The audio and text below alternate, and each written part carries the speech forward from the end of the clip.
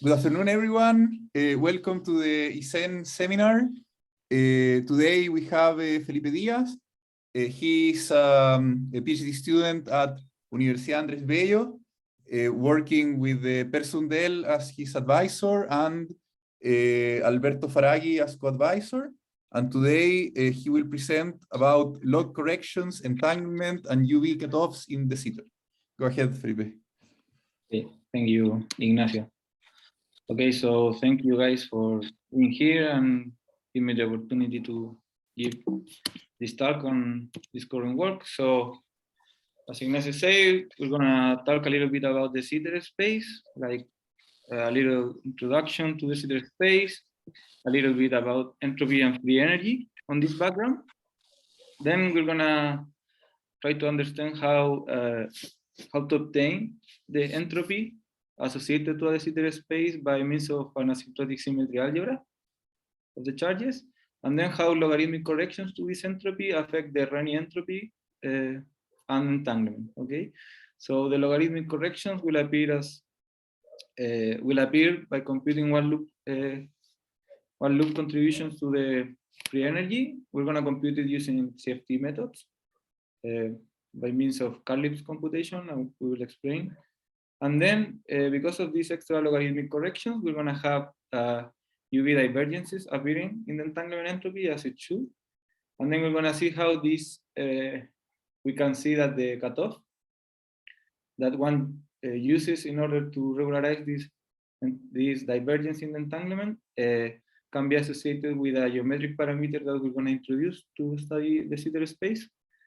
And to conclude, before conclusions, we're going to talk a little bit about how these results also fits in a proposal for codimension 2 holography in the sitter space that we made some years ago.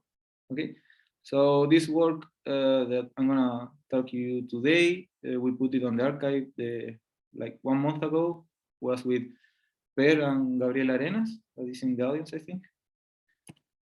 Okay, so the sitter space, what is the sitter space and why the sitter? Okay, so we know because of data obtained by supernovae, we know that our universe is expanding, but it's not only expanding, but it's expanding at an accelerating pace, and it's driven by a positive cosmological constant. It's really small, but it's positive. And if this expansion persists, meaning that the cosmological constant remains like not getting to zero, this means that our universe might end in a really lonely and cold world, by means that every region of the space-time, like any observer, will be disconnected with zero temperature or CMB background temperature. For instance, Milky Way will only be able to merge with Andromeda, and it will be like a lonely world. So, and this will be like the end of our universe. And another interesting area of the universe is the early stages. And the early stages, we believe, we don't know, but we believe, like the most accepted theory, is that our universe might be described as an inflationary process, meaning that the expansion in the first seconds of the universe growth exponentially. Okay, and in order to describe this exponential growth, we can use Friedmann-Lametri-Robertson-Walker solution. We have some scaling factor when we put as an exponential depending on time. And the codimension 2 surface, we're going to use a positive curvature, meaning like a sphere, and that describes the sitter universe. Okay, it is a maximally symmetric solution to Einstein gravity with positive cosmological constant. Okay, we are going to use this convention in any dimension. And this is the value of the cosmological constant, where the L is the cosmological constant radius. Okay. This solution is actually a time-like hyperboloid in one-dimension higher, so it's an embedding into Minkowski space with topology the R cross SD. And the symmetries are manifestly 1, D. And it can be foliated, as I say, with D-1 sphere along this global time. So we have this exponential growth given by the coach in this case. So 1 coordinate shows. And here we have the D-1 spheres. Okay, so this is known as the global coordinates or global de sitter. which encapsulate the whole space-time. And we have this, as you see, we have no time-like killing vector. These do not preserve the energy. Okay, and because of the exponential inflation, if you are an observer inside the Sitter universe, this exponential growth, the light rays, you cannot communicate with every region of the spacetime because the light rays do not manage to propagate to entire geometry. Then, if you are an observer in a de Sitter universe, you will experience something that is called the cosmological horizon because of this disconnected. The spacetime is disconnected, and we can use a coordinate patch that make this this clear. Okay, so the coordinate patch that I'm going to use actually capture two observers that are disconnected. Okay, and they are describing like the half of the global de Sitter each. The line element that I'm going to use is given by the coordinates r, t, theta, and the other coordinates in 4 dimensions will be defined. So here's the two sphere, and theta is an angle of the two sphere. Okay. So usually, if you try to look for the Sitter literature, you will not find this line element. You're gonna find this, well, I call it the standard static patch, which do not have the cosine. I have the r here as a work factor in the sphere. You're gonna follow it like that, and the radial coordinate goes from 0 to L. But if I want to encapsulate both static observers, okay, for a reason that I'm gonna mention later, and then I'm gonna follow to use this line element. But as I said, it's just a coordinatization of the Sitter space in the presence of observer. So as you can see, we have an horizon here given by r equal plus minus L. Okay, that make this coordinate ill-defined, but the Kretschmann scalar is smooth, so it's not really a singular. It's not a singular point of the manifold, but you experience a cosmological horizon. Okay. Well, as I said, from now on I'm going to use d equal 4. Okay. So the solution has killing horizons in plus and minus L, each one with an S2 topology, and they are parameterized by this the t killing vector, where t is the time-like coordinate. Now we have a time-like killing vector in the presence of an static observer. Okay, and the killing vector becomes null at r equal L. Okay, so we can associate a surface gravity to this cosmological horizon given by 1 over L. And not only that, if you use the standard like Euclidean quantum gravity tricks in the semi-classical order, you will rotate the time-like coordinate, just like you do in QFT. You associate it with a inverse of temperature.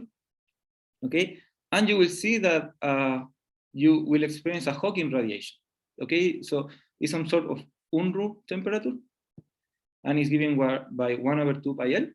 Okay, this was done firstly by Figari, Napi, Kron. But moreover, if you keep studying Euclidean quantum field theory, you will see that you can actually compute microstates. And this is given by what is called the Gibbons-Hawking entropy, and behave exactly as a black hole horizon. So the entropy associated to a cosmological horizon is area over 4. Okay, we conjugate temperature 1 over 2 pi L, and this is known as the Gibbons-Hawking effect. So we are not on a black hole because we have a smooth space-time, but even though we do not have a black hole, we can experience temperature for this horizon and an entropy, which is really weird because this entropy in the original Gibbons-Hawking paper was computed with data of that time, 77, well, all data, and they obtained something like 10 to the 120. So it's an enormous amount of entropy. Is finite. It's an enormous amount of entropy. And but where are the microstates? Why we should experience seeing this microstate or in this quantum thermal quantum field theory? We are observer that we are in this like in this bath with temperature, and it's an observer dependent entropy. Okay. Also, the temperature this is more understanding by means of Unruh temperature. Okay. So the understanding of this entropy is really important because we want to understand quantum gravity at some point, This was using Euclidean quantum gravity techniques semi-classically.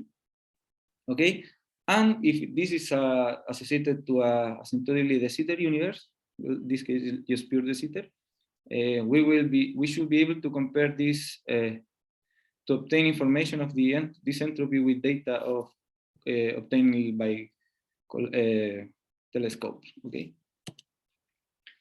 Okay, so well, current observation, we have, as I say, we have this not vanished positive cosmological constant. It's really small, but it's not zero. And it's really hard to understand why this small cosmological constant could originate this enormous entropy. And the fact that you have a positive cosmological constant has certain consequence that has been studied for many years.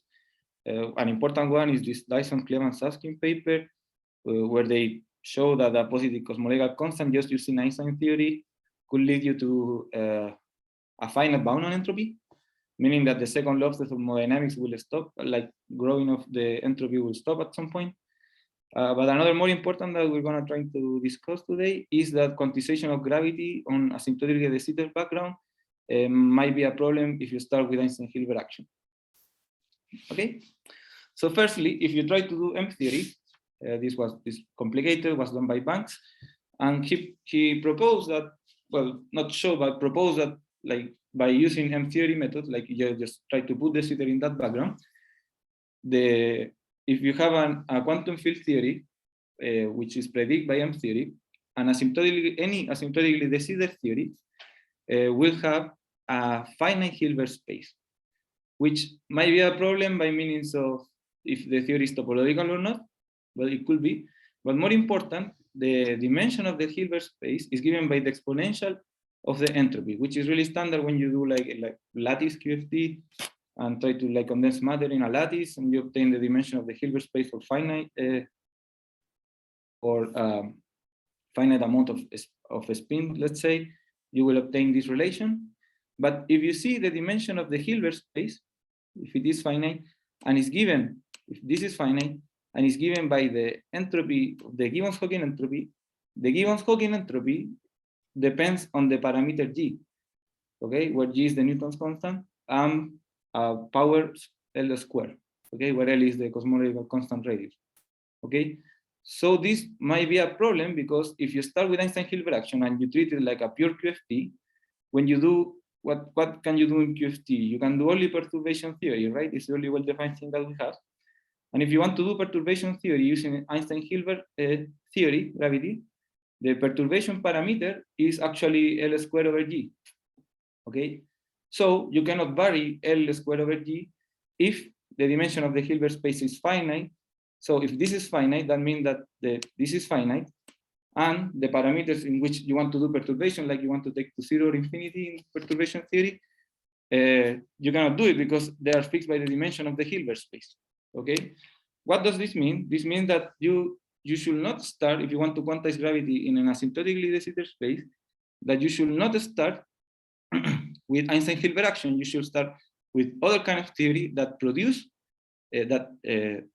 that gives you the value of the cosmological constant and the Gibbons-Hawking entropy, like should reproduce it, okay? So that's one of the, it's exactly what happened in ADS3. So when you have three-dimensional ADS gravity and you do the Brown-Genoa computation, you will see that the boundary central charge is given by powers of L over G, L over G3 in this case, and that because we have the Salmon-Lochikov-C theorem, that means that C is the maximum value in this RG flow computation.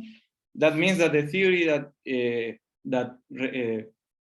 you can quantize in three-dimensional ADS space of gravity with asymptotically anti-de Sitter must reproduce the values of L over G, or the central charge. And that happens because, for instance, if you do string theory, the fluxes are quantized and are given by powers of L over G. Okay? But the problem is that in string theory, we currently do not have a stable solution which is asymptotically de Sitter. Actually, there are some non-go theorems in order to do Kaluza-Klein reductions in supergravity in this background, given by Maldacena and Nunes. Okay. So the study of the Gibbons Hawking entropy is really crucial for us because, as we say, we could have like observations, like data actually, and we can understand more about gravity, if a star or not, from the Einstein-Hilbert action. And as a punchline, what we're gonna get is actually this relation beyond the semi-classical region. Okay, so what's the setup? I cannot explain it too much because it's a talk by itself, but we're gonna start with the de Sitter-4, and we're gonna divide by set Q. So we're gonna act with a set Q action. Okay, and then you're gonna produce something that is called an orbifold, which is a generalization of a manifold. So basically, you're like taking out symmetries of the spacetime. This is a discrete symmetry. And when you take Q is the orbifold parameter. When you take Q to 1, you're gonna recover the original de Sitter space, the smooth solution. Okay. So if you start with that orbifold that contains the smooth geometry as a limit, you can compute actually the Renyi entropy. The Renyi entropy is the generalization of the von Neumann entropy or the entanglement entropy by a single parameter Q. In this case, I'm matching the parameters Q because what we got on this paper is that actually the orbifold parameter was related to the Renyi parameter by means of replicatrix computation. And what we got was that the Renyi entropy was actually constant. That means that the state of your theory in which you're computing is a maximally mixed entangled state. Okay, so each state has the same like weight when you take the density matrix. Is the von Neumann entropy is maximum in each partition. Okay, so this means we're computing here the entanglement between these two disconnected observers, and they are maximally entangled. Okay, so this is in agreement with other papers, not only by us. I just put 2 here, but there are actually many.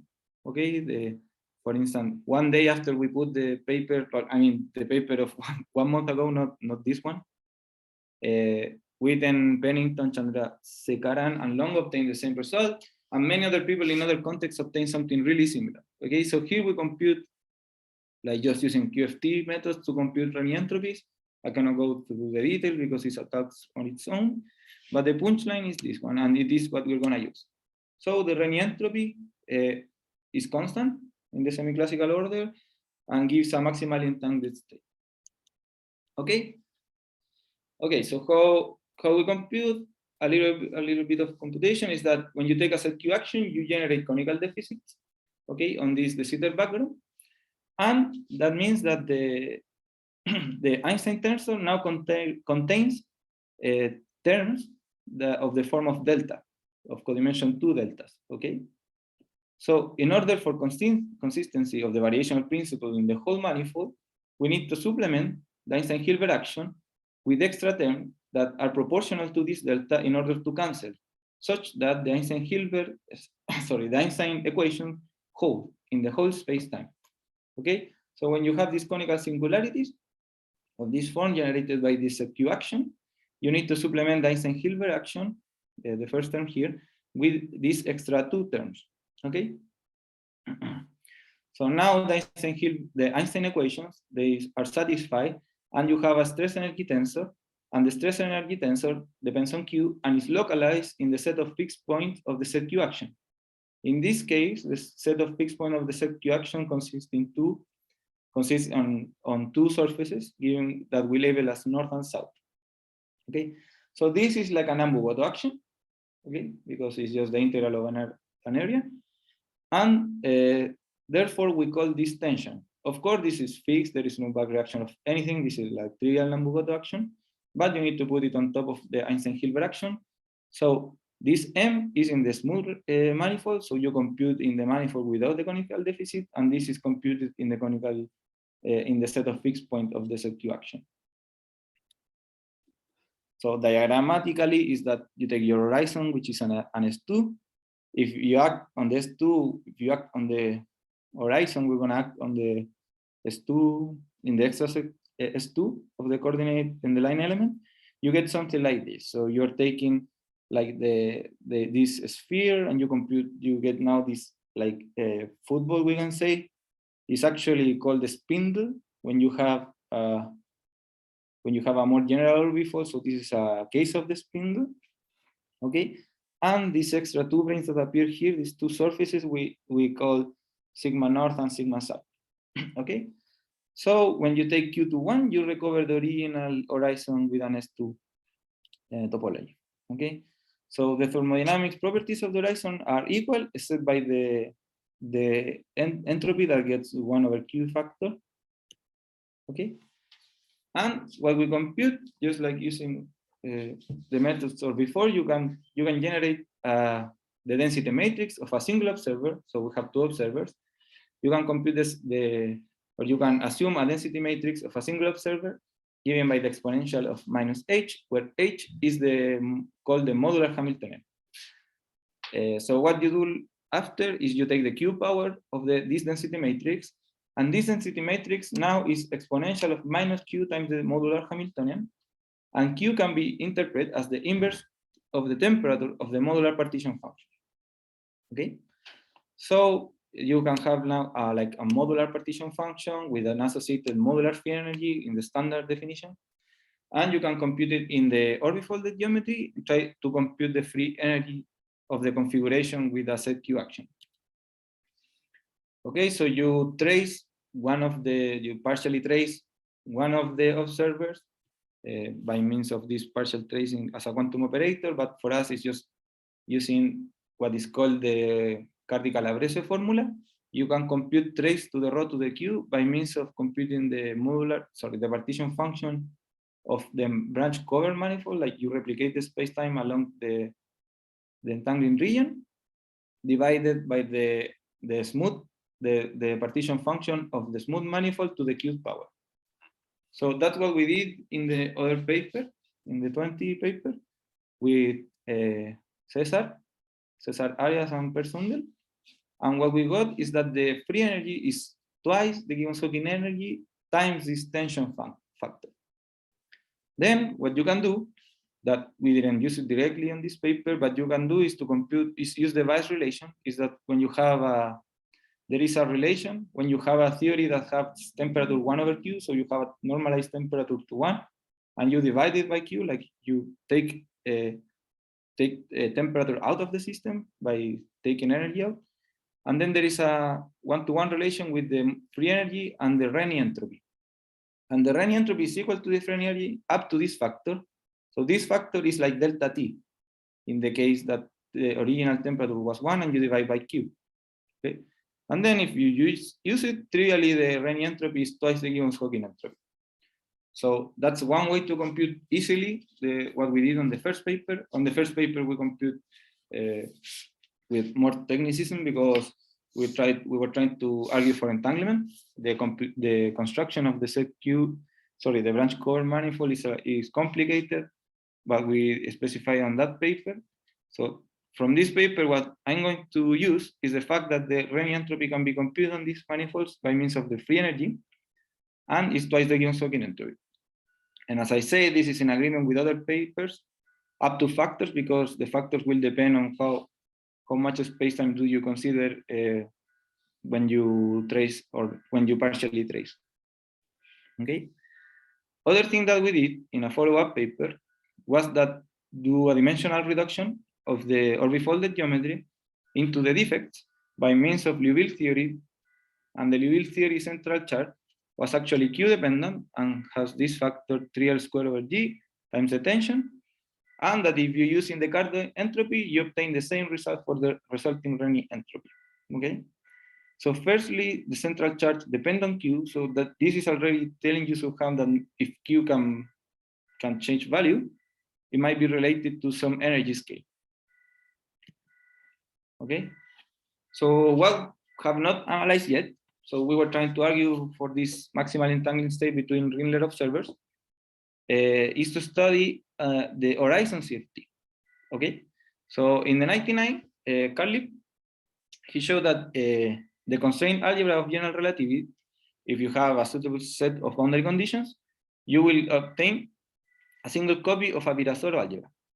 Okay, so you have a suitable set of boundary conditions, the charges, asymptotic charges, will form a Virasoro algebra. And what Carlip did was that the Virasoro algebra with non-trivial central charge, if you use it in the Cardi entropy, where the Cardi entropy is a relation to the number of microstates with the central charge and the temperature of the modes on the CFT, this is a CFT formula, you will obtain actually the entropy of black holes, okay? And also works in the CETER. We are going to reproduce that result in the case of the CETER, but using the charges of Barnich-Brand. So the Barnich-Brand formalism is a covariant way to compute conserved charges in general relativity, not only in general relativity, in more complicated theories of gravity. So they're really well studied. And why they are so important? Okay, it's a covariant 2 form that I'm not giving you explicit here because it's a bit long. But what they show is that the Dirac bracket algebra of these two charges is actually form an algebra up to this central extension. Okay, so the integral of these two form IV0 could be a trivially central extended. Okay, it happens sometimes. So we're gonna use this formalist to compute the central charge of Carlip. Okay, what else Carlip show is that so you need to compute, you need to get the asymptotic Killing vector. So that's the hard part. This is using the BMS algebra computation of the boundary of Minkowski, well, the null boundary of Minkowski. Also in the Brown-Henault computation, so you can compute also the Brown-Henault central chart. But when you do it at the horizon, you have a one-parameter family of diffeomorphisms of the sphere. Okay, so at the Witt algebra, this satisfies the Witt algebra. And they must preserve the horizon structure by means that the horizon must remain null, like must be a Killing horizon when you go to the horizon. And they show that one solution to that problem is given by this vector field. So this is what I will refer as asymptotic Killing vector field. This is already expanding in modes in order to get at the Witt algebra, and is given by these T and R functions. Okay, that I will show later.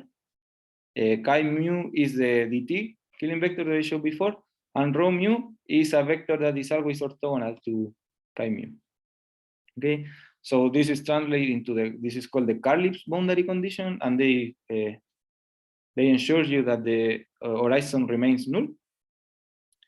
And these are the analogs of the Fallov condition that one usually impose when you go to infinity. Let's say in the boundary of ABS, you put some boundary conditions and you try to solve for the Killing vector or the charges. So you basically the way that you compute for this asymptotic boundary condition is to asking that the metric is well defined, and that the charges are also well defined. It means that if you put the Fallov condition to solve, the charges might go to infinity, or if you pose the Fallov condition too strong in order to preserve the boundary structure, the charges might become all trivial.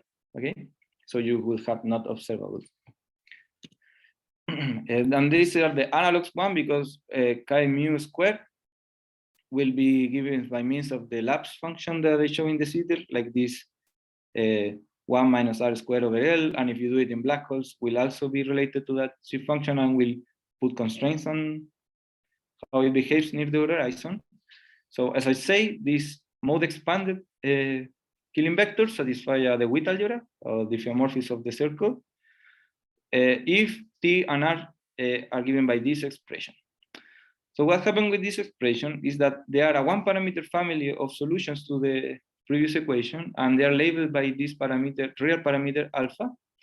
Okay, so you have an ambiguity when you use these Killing vectors into the asymptotic symmetry algebra. So you compute the Barnich-Brand 2 form, the central extension, and you get this. Okay, you get this minus I, this factor, and you get a cubic term in M. Okay, where M is a mode.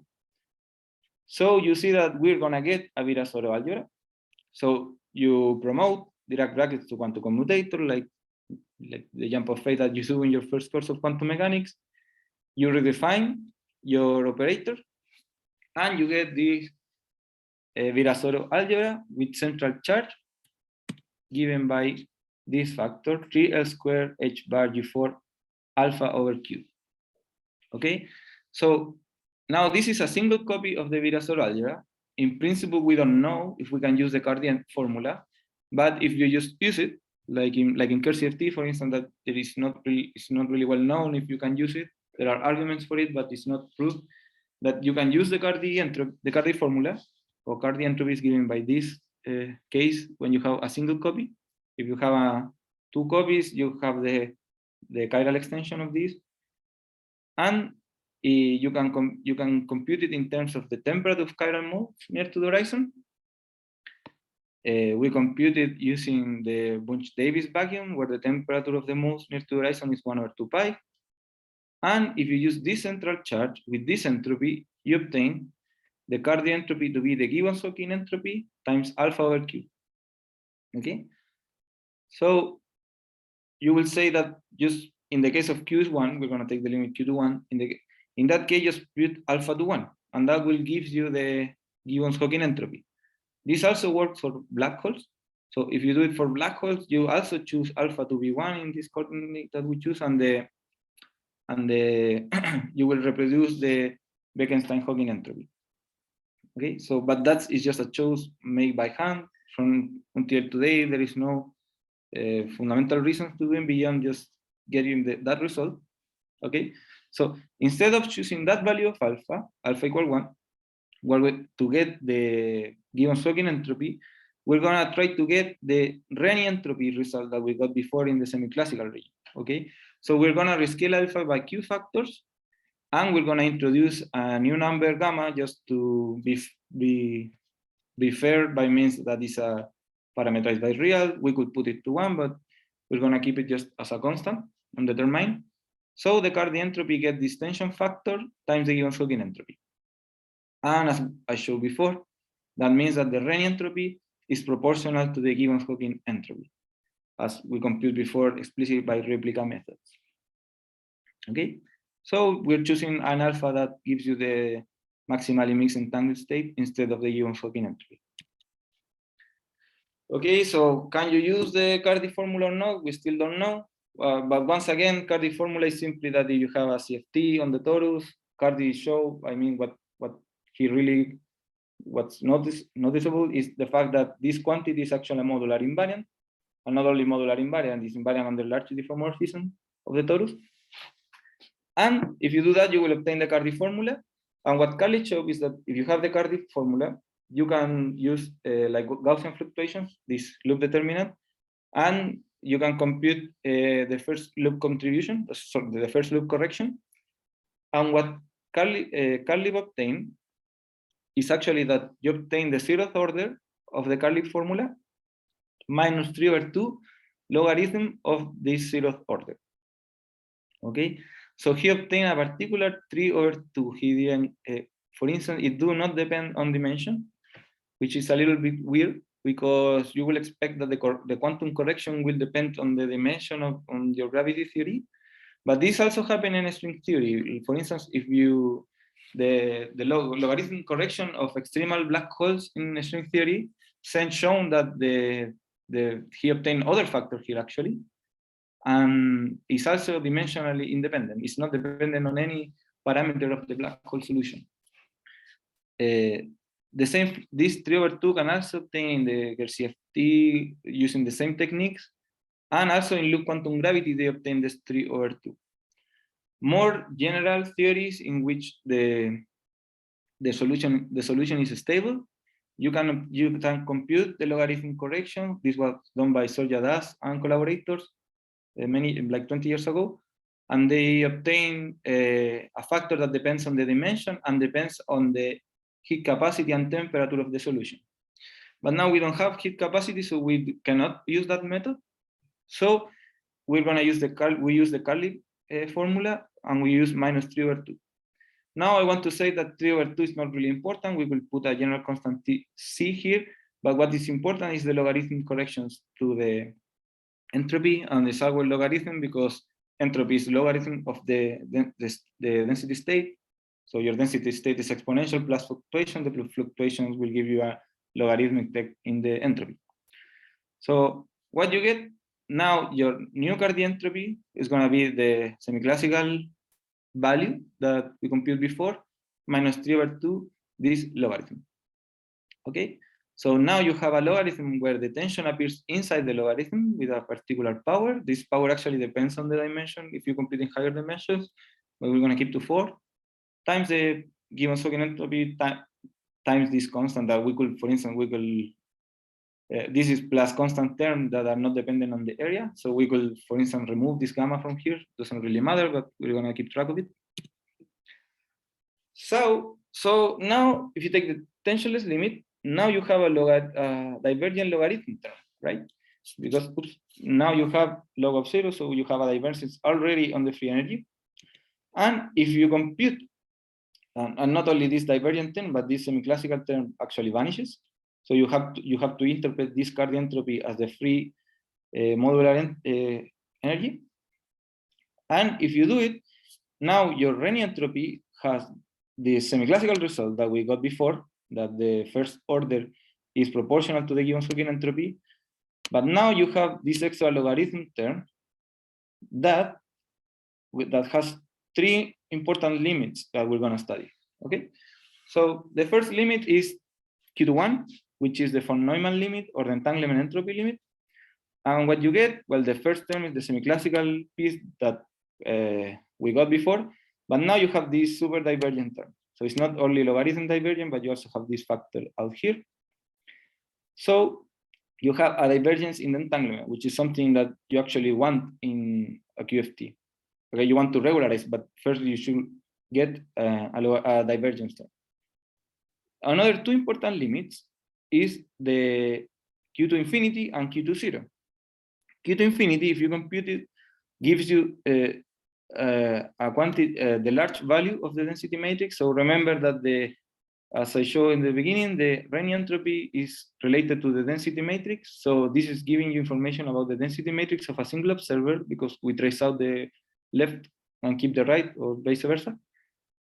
And Q to 0 is like, remember that the Renyi entropy was trace of rho to the Q with a logarithm. Okay, so rho to the Q, so if you take Q to 0, is like taking Q to the 0. So you're gonna have, when you take the trace, you're gonna sum over all the values, all the ones that you get in the diagonal. Okay, these 2 limits, Q infinity is referred as the mean entropy, and Q to 0 is called the max entropy or Hartley entropy. And the first one gives you the logarithm of λ1, where λ1 is the largest eigenvalue of the density matrix. And the Hartley entropy actually gives you an important quantity, which is the logarithm of the dimension of the density matrix, which in this case is the logarithm of dimension of the Hilbert space of a single observer. Okay, so we get that λ1, the largest eigenvalue, is given by this exponential, and that the dimension of the Hilbert space is exponential of the given Sokin entropy times this gamma.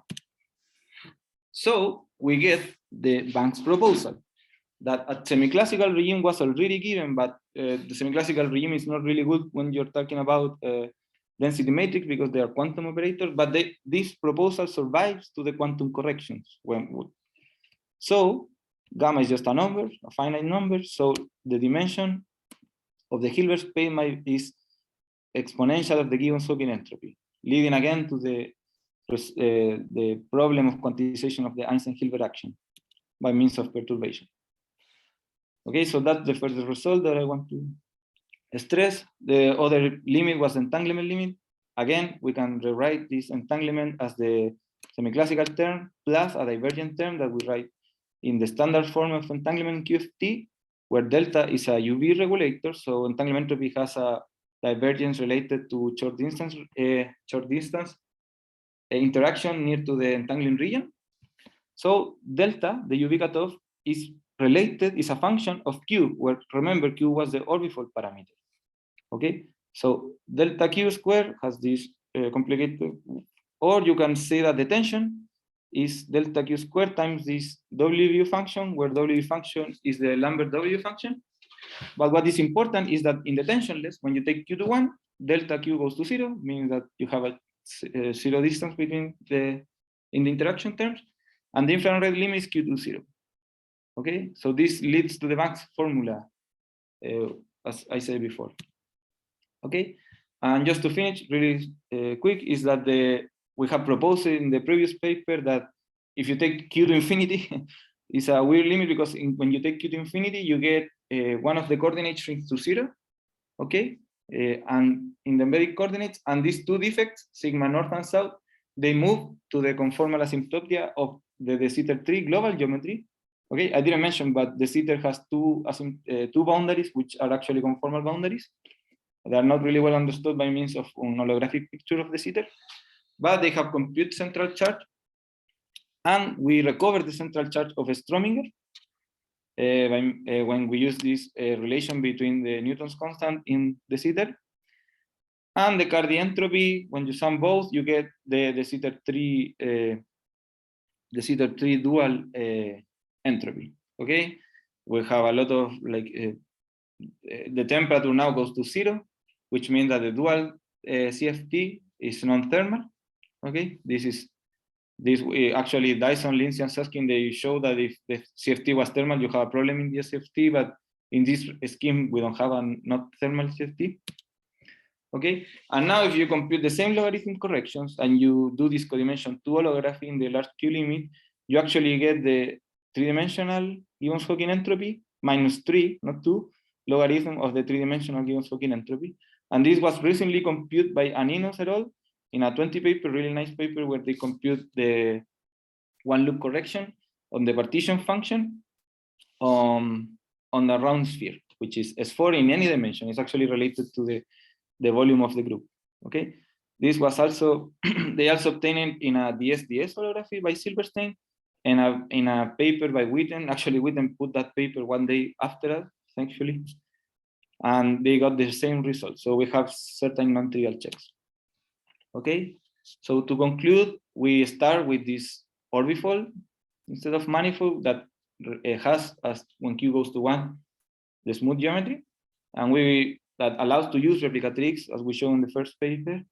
Then we use the logarithm corrections of Carli by means of a CFT computation, because we have the horizon CFT.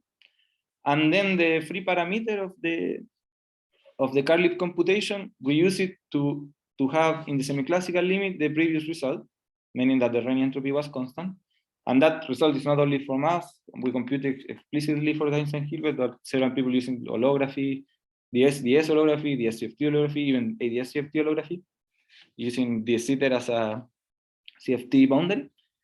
And in the infrared limit, we recover the Banks proposal for the dimensionality of the Hilbert space. So even to the beyond the semi-classical computation, the finite dimension of the Hilbert space holds, which is really weird, because you know that a single harmonic oscillator have an infinite dimensional Hilbert space. So our universe should be composed by infinite amount of oscillators, right? If you're a physicist, and so it's really weird, but still, beyond the semi-classical, this work, and we didn't use any of M theory as Banks. Another thing that we did was to this codimension 2 holography for de Sitter, and we got the right logarithm correction in 3 dimensions. As I said, we published this last month in arXiv and was already accepted in JHEP, so we are done with this paper, thankfully. Okay, thank you. Thank you very much, Felipe, for your seminar. So are there any questions by the audience?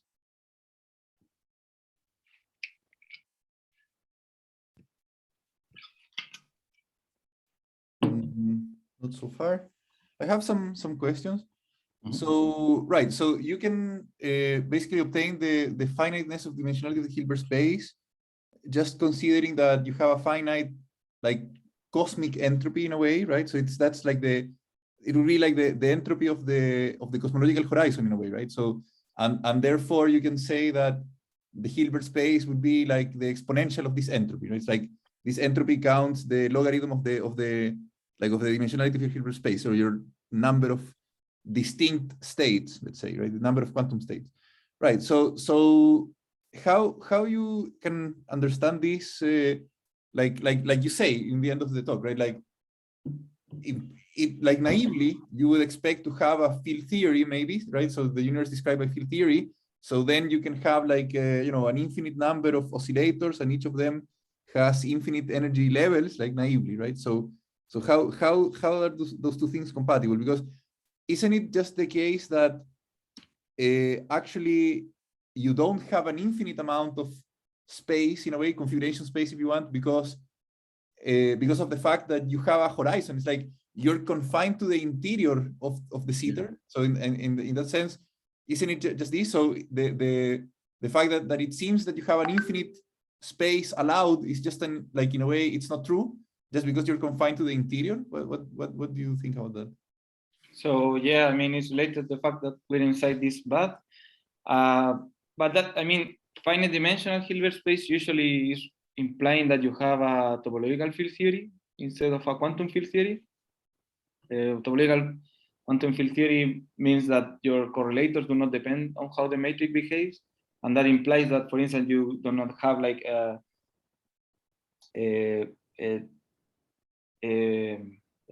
waves, like gravitational waves. Okay, so asymptotically de Sitter. Now I want to be clear that this computation is solely for de Sitter. Bank's proposal is stronger, is for asymptotically de Sitter, meaning that the gravitational waves that we observe, if he's correct, that we might be in a topological, the Einstein-Hilbert action might be actually topological in asymptotically de Sitter. So that simply means that it's not compatible with what we observe. That means that we should get a bigger theory that reproduce Einstein-Hilbert gravity. He used it by means of M theory again. We did it just one loop computation, and like one loop computation again will change the value of the coefficient, and by Bellman-Tooth computation, like in the 70s, like should be renormalizable by just field redefinition by the Renyi entropy scale difference. So you will not you cannot like fix both at the same time. Okay, so that means that for me it's just that the Einstein-Hilbert action is not in de Sitter is not like what we have. And you will say a string theory, but the string theory do not have a stable de Sitter, asymptotically de Sitter vacuum, so it not even strings are helping to this picture. So it's just a way to push the fact that we need another theory of fall and not just string theory or just gravity. Right. Okay, good. So are there any other questions?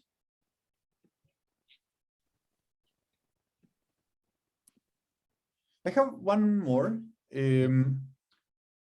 So where does the I mean, it's sort of like a I mean, it's not a very clear question, but just to understand the picture, because you're actually computing. I mean, the Sitter entropy is it's like this Gibbons-Hawking entropy, right? It's a black hole entropy. Well, it's not really a black hole. The spacetime is not a black hole. It's the Sitter, right? But it is the interior entropy. It's not really an entanglement entropy in the ADS-CFT sense. Like it's not like you're computing the entropy of the entanglement of a spatial subregion with respect to the complement, right? However, like in the case of ADS-CFT, there is the CHM map where you can actually map the entanglement entropy of a spatial region in the CFT with the thermal entropy of a thermal CFT, right? And the thermal entropy of this thermal CFT, you can map it holographically with the world entropy of a black hole, of this hyperbolic topological black hole.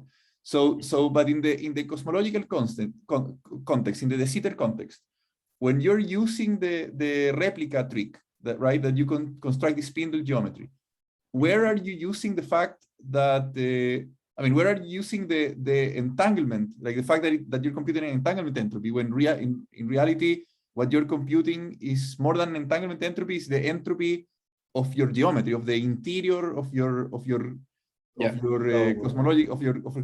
cosmological metric, let's say. Yeah. So the point is that we want to use the replica trick. We can use it if you have a manifold that admits this set Q action, and we like construct this branch cover manifold, and the entangling region was the horizon, and we were computing between the complements. So the complement was the other observer. Okay, and what we we say partially traced, but we just computing just for us it was like computing in one of the regions. So in that sense, it's the same, but not. We don't have like a Ryota-Gallanagi surface. It's just the horizon being the entangling surface. And in ADS, with your comment of the hyperbolic, when you use the CHM map, so it is like you will obtain like the Sitter entropy in the CHM, because and it's a good approximation to like or universe if you want to do it like holographically, because our universe is almost conformal if you compute this the scale dimension of the correlators in a de Sitter background, like a scalar field, let's say, you will obtain almost conformal dimension. This is this famous Maldacena paper. But one comment that I can do in the ADS-CFT context is that this, as you say, you will have the Renyi entropy can be computed by means of like the formula is basically like wall entropy times derivative of the temperature, right? Where temperature is like black hole temperature by means of the radius. And now what you can do is to compute logarithmic corrections to the wall entropy, which is what I use in the Carli formula. And now your Renyi entropy have a double logarithm term. So this new term is like a new UV term appearing in the gravity side, and I believe, I don't know, that must be mapped to the a term that is less divergent than the UV term appearing in the Renyi entropy. So logarithmic correction you can actually apply already in ADS-CFT there, and it's actually something that I'm doing. It is done by someone, but I'm doing it in a different context, like for charges Renyi entropy when you have extra global symmetries. But that again, we have like the same. We're computing in the horizon being the entangling region. Right.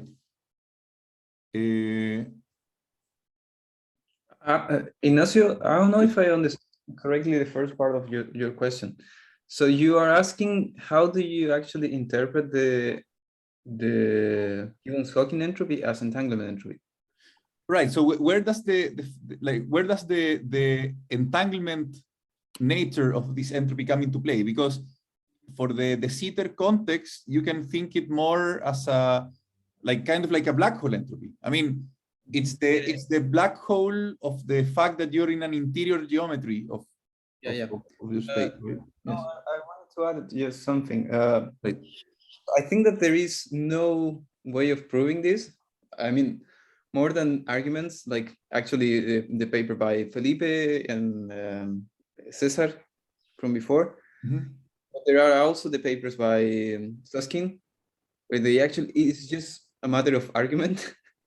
And there is no like as Felipe said, there is no like a Ryota-Gallanagi formalism here.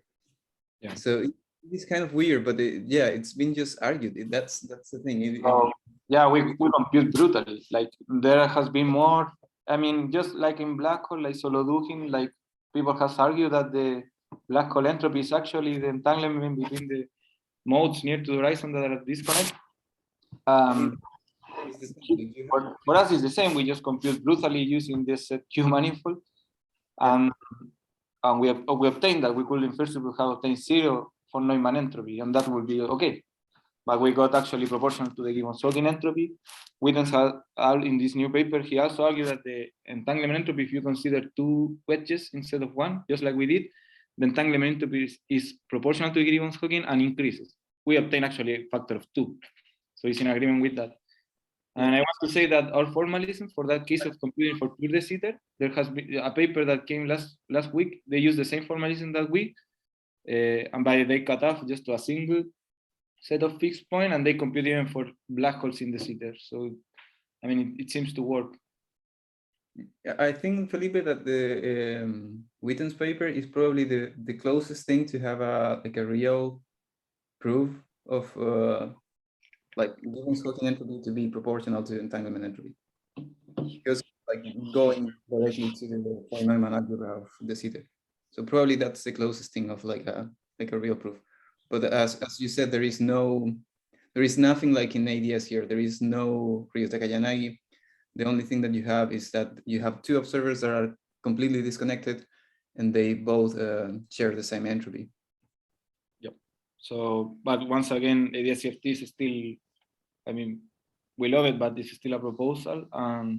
Ryo-Katayanagi again is another proposal with a lot of non-trivial checks. But yes, I mean, what Gabriel was mentioning is that in this Witten paper, they put all the framework in something that is called von Neumann algebras. So von Neumann algebras will give you like a von Neumann entropy that is divergent or not. So von Neumann algebras are actually classified by these kind of properties, and that what they were proposing or saying is that the gravity in the sitter knows how to go from like von Neumann type 2 to type 3 by means of the divergence term on the entanglement entropy. But we show that that first order, it does not hold. Okay? But we can say more than that. Okay, thank you very much. Are there any other questions? If not, we thank again Felipe. Very interesting seminar, and thank you very much for participating. I will stop recording now. 1 second.